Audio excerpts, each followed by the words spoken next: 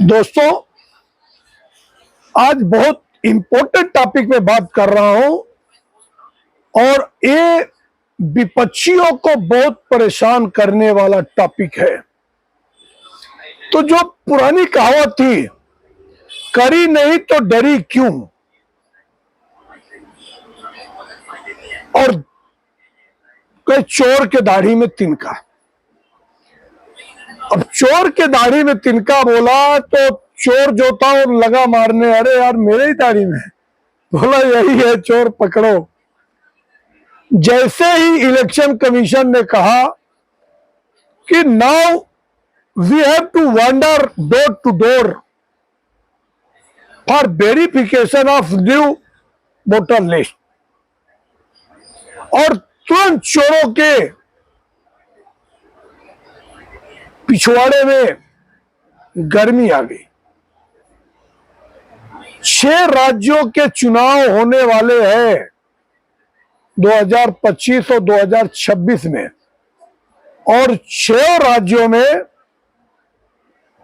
ये प्रक्रिया शुरू होगा कि जो भी मौजूदा वोटर अपने घर पे है वही वोट दे सकता है।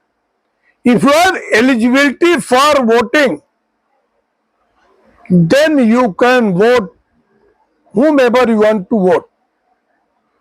अदरवाइज आप अगर नहीं हो, आप पलायन किए हो, बाहर हो, तो आप वोट नहीं दे पाओगे। वैसे भी ये नियम बन ही गया था, आप एक ही जगह वोट आपको देना चाहिए। और ये प्रक्रिया 2003 में हुई थी। अब 2003 में हुई थी, आज अगर रिपीट हो रही है आफ्टर 22 इयर्स, और इलेक्शन कमीशन कह रहा है कि कम से कम हम 50 बार ये वोटर रिवीजन कर चुका हूं, फिर कांग्रेस पार्टी को या ममता बनर्जी को या लालू के लाल तेजस्वी यादव को क्यों दर्द हो रहा है? तेजस्वी यादव कहते हैं कि ये हम होने नहीं देंगे, ये गरीबों को वोट देने से वंचित किया जा रहा है। जो मजदूर है, जो पलायन है, जो अदर स्टेट में जाके लेबरी करते हैं, वो वोटिंग नहीं दे पाएंगे। और ये प्रक्रिया विद इन 1 मंथ कंप्लीट होगा। और अब ईएफ जो फॉर्म है वो इलेक्शन कमीशन के वेबसाइट पे रहेगा। आप फॉर्म लो और फिलअप करके within 1 month you have to submit it. तो अगर कोई मजदूर आउट ऑफ स्टेशन है, अपने गांव में नहीं है, तो 1 महीने का टाइम है, वो आके अपना वोटिंग फॉर्म भर के जा सकता है। इसमें कौन सी पहाड़ टूट जाएगी? मगर अपने देश में जो रोहनिया, बांग्लादेशी या घुटपैठिए है, जो इलीगली इमिग्रेंट है, वो लोगों के लिए सामत आने वाली है। और ये मोदी है, मोदी छोड़ेगा नहीं। जैसे मोदी जी ने कहा था कि जिसने भी देश को लूटा है उनको लौटाना पड़ेगा, वैसा ही ये जो प्रॉपर प्लानिंग है, अब विपक्ष को, ममता बनर्जी को लग रहा है कि ये एनआरसी का प्रोसीजर है कि everybody have to display their document. Election commission अगर आप वोटर आईडी बना रहे हैं, तो आज तक मैं बताना चाहता हूं कि बिना डॉक्यूमेंट के वोटर आईडी बनेगा कैसे? और जो इंडिया में रह रहा है, अब ये विपक्ष वाले कहते हैं कि इतना पुराना डॉक्यूमेंट किसके पास होगा। हम कहें आज कैसे लोगों के पास सब्सिडी लेने के लिए डॉक्यूमेंट और अकाउंट हो गया, सबके पास अकाउंट हो गया, और आज 80 करोड़ लोग मुफ्त राशन ले रहे हैं। तो ये step by step Narendra Modi की जो प्लानिंग है वैसा ही उन्होंने इलेक्शन कमीशन को भी अपने सिस्टम में लाया कि आपको कैसा सिस्टमेटिक काम करना है। दोस्तों, अब जितने भी इनलीगल ढंग से, जैसे जब पिछली बार सबसे पहले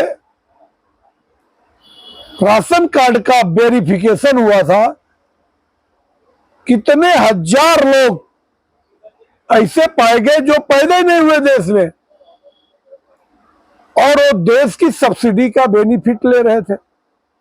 और ये अगर रिफॉर्म नहीं कर पाई कांग्रेस, इसके लिए कांग्रेस देश का ग्रोथ नहीं कर पाई। मैं भी लूटूं, तुम भी लूटो, परिवारवाद को बढ़ावा दिया। और जितनी परिवारवाद की पार्टियां हैं, उन लोगों की नींद हराम है। क्यों? जनता जागरूक हो रही है। जो जनता की बात करेगा वही देश पे राज करेगा।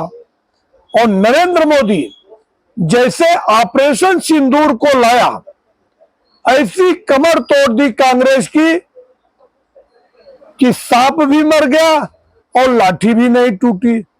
इसके पहले दोगली कांग्रेस की बेगानी शादी में अब्दुल्ला दीवाना, 1971 में इंदिरा गांधी को पाकिस्तान तोड़ के फायदा क्या हुआ देश का? उन्होंने केवल इसलिए तोड़ा कि जो 22-27% हिंदू पाकिस्तान में रह रहे थे, आज वो 1% 2% बचे पाकिस्तान और बांग्लादेश मिला के। वो कहां गए? उनके अस्तित्व को मिटाने के लिए कौन जिम्मेदार है? तो अभी ऐसा सब विषय में रखूंगा तो वीडियो बहुत लंबा हो जाएगा। इसके लिए मैं कहना चाहता हूं कि जो प्रोसीजर सभी स्टेटों में आ रहा है, बहुत बढ़िया प्रोसीजर है। और सभी वोटर्स को अपने सही टाइम पे अपने वोटिंग का, अपने document, proper document election commission की वेबसाइट पे सबमिट करना चाहिए और ईमानदारी से अपने कैंडिडेट को जिताना चाहिए। इस प्रक्रिया से ऐसा ही दिल्ली में हुआ था कि जितने भी इलीगल वहां पे इमिग्रेंट रहते हैं, बांग्लादेशी, रोहिंग्या, इतना चीख पुकार किया केजरीवाल ने, अंत में क्या हुआ? कुछ नहीं हुआ और उनका तख्ता पलट हो गया। और आज वो दर दर भटक रहे हैं, दर बदर। एक पंजाब बचा हुआ है और मुझे लगता है कि ये दोगली कांग्रेस की वजह से बचा हुआ है। और 2027 में भी पंजाब में केजरीवाल रिपीट हो सकता है, क्योंकि वहां पे कांग्रेस की कमर टूटी हुई है, आपसी कलह है और बीजेपी और अकाली दल एकजुट होंगे नहीं। दोनों में आपसी ईगो है कि मेरा सीएम हो, मेरा सीएम हो। आपसी खींचतान के चक्कर में ये नुकसान होगा।